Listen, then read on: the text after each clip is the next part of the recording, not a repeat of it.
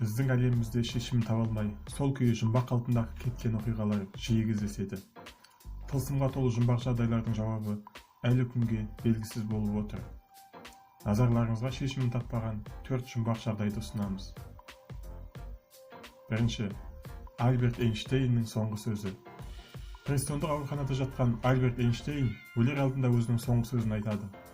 Оны аңдаусызда кезекші дәрігер естіп қалған. Өкінішке орай, Эйнштейн ақырғы сөзін ана тілінде, яғни неміс тілінде айтқандықтан, дәрігер түк түсіне алмаған. Осылайша, ұлы ғалымның өлер алдында айтқан сөзі жұмбақ күйінде қалып қойды. Қызық. Не айтып кетті екен?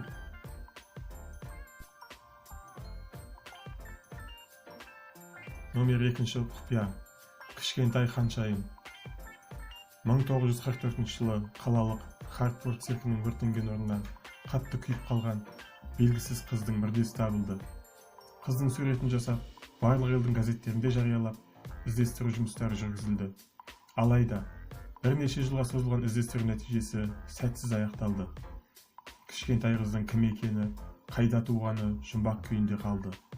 Қыздың құлпытасына мәйітханадағы 1565 нөмірі және кішкентай ханым деп жазылған.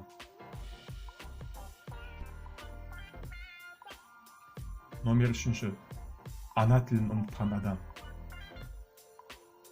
61 жастағы америкалық Майкл Боутрайт қонақ үйлердің бірінен ес-түссіз жатқан кезінде табылды. Ауруханада есін жиған кезінде ол тек қана швед тілінде сөйлеген және өз есімін Джон Эк деп таныстырған.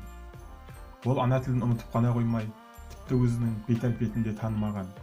Боутрайттың ұмытшақтық ауруын есептемегенде, барлық жері сау.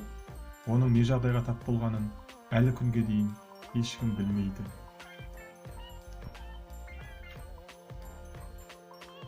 Келесі 4-ші шешімін таппаған оқиға боулинг клубтағы белгісіз екеу.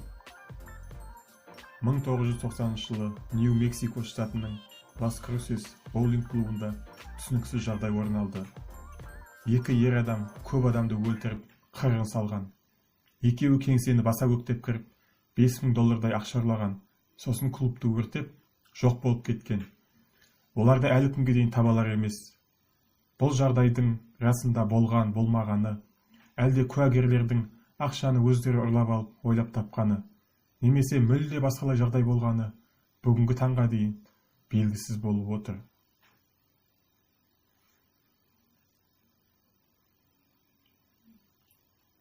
Достар, біз бүгін назарларыңызға әлемдегі шешімін таппаған ең жұмбақ 4 жағдайды ұсындық. Егер осындай жанрдағы видеоларымыз ұнаса, лайк басамыз және каналға жазыламыз. Қош сау болыңыздар.